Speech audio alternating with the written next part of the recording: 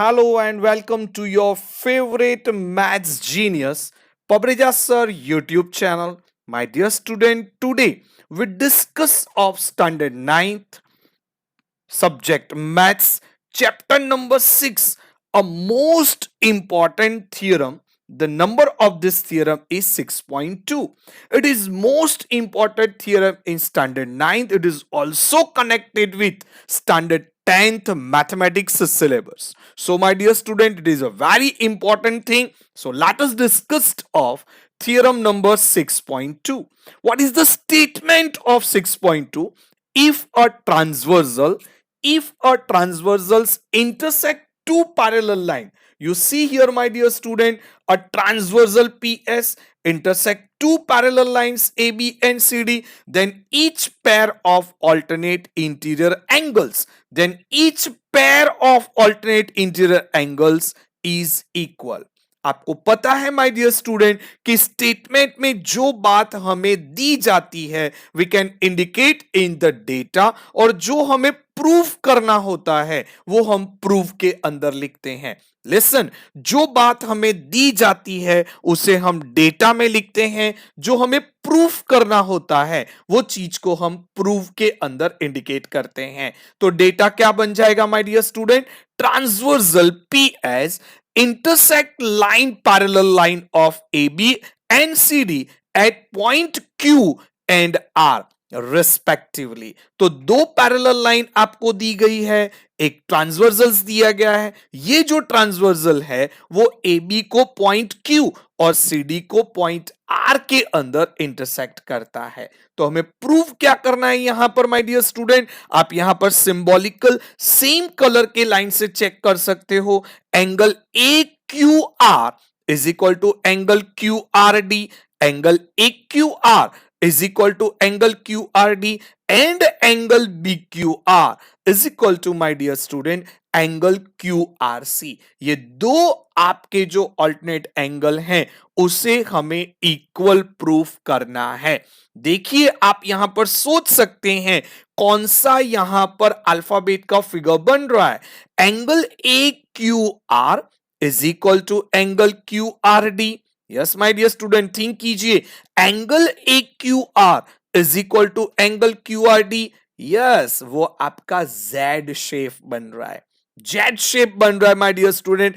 Alternate angle जब भी आते हैं तब आपको ये जेड शेप को जो है वो याद रखना रहेगा. तो प्रूफ के अंदर डेटा का पॉइंट पहले लिखते हैं. Transversal PS intersect AB parallel to CD at point Q and R. ये बात आपने डेटा से ली हुई है, सो इन ब्रैकेट आप डेटा लिख सकते हैं. तो यहां पर my dear student angle PQA, yes my dear student, angle PQA is equal to angle QRC. ये दोनों सेम कलर दिख सकते हैं आपको पता है angle PQA and angle QRC के बीच में कौन सा रिलेशनशिप है? यस, वो कॉरस्पॉन्डिंग एंगल है, और आपको पता है कि कॉरस्पॉन्डिंग एंगल्स आर इक्वल. लेकिन यहां पर आप और कोई भी चीज इक्वल देख सकते हैं. Angle PQA is equal to angle BQR. Again repeat कर रहा हूं, angle PQA is equal to angle BQR. तो ये दोनों के बीच में क्रॉस बन के ऑपोजिट वर्टिकल एंगल्स बन रहे हैं, जो आपका इक्वेशन नंबर 2 बन जाएगा. यहां पर लेफ्ट हैंड साइड दोनों इक्वेशन नंबर 1 और इक्वेशन नंबर 2 की इक्वल है. आप इक्वेशन नंबर 1 और 2 से लिख पाएंगे angle BQR is equal to angle QRC. Angle BQR is equal to angle QRC, जो आपका प्रूव नंबर 1 हो गया. उसी तरीके से आप angle AQR is equal to angle QRD prove कर सकते हैं, लेकिन उसको इस तरह से एक्सप्लेन करने की माय डियर स्टूडेंट कोई जरूरत नहीं है. तो अगेन आई रिपीट हियर, यहां पर एंगल PQA और QRC, ये जो दोनों येलो पॉइंट में दिखाई दिए हैं वो कॉरस्पॉन्डिंग एंगल हैं.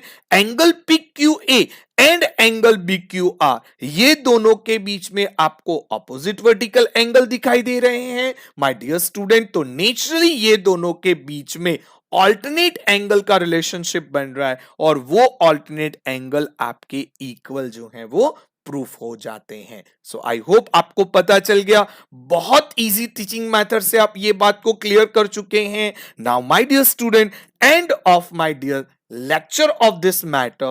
Thank you very much for watching my presentation. अगर आप हमारे YouTube चैनल पर न्यू हैं तो चैनल को सब्सक्राइब कीजिए, मैक्सिमम स्टूडेंट्स को माय डियर स्टूडेंट्स शेयर कीजिए, क्योंकि इस क्रिटिकल सिचुएशन में बच्चे घर पर बैठकर बहुत अच्छा जो है वो प्रिपरेशंस कर पाए। लाइक कीजिए और हां, आपका पॉजिटिव कमेंट कीजिए जिससे हम और एनर्जेटिक वीडियो आपके लिए बना पाए। सो एंड में अगेन रिक्वेस्ट आपसे इतना ही है, stay home, stay safe, stay healthy. Thank you.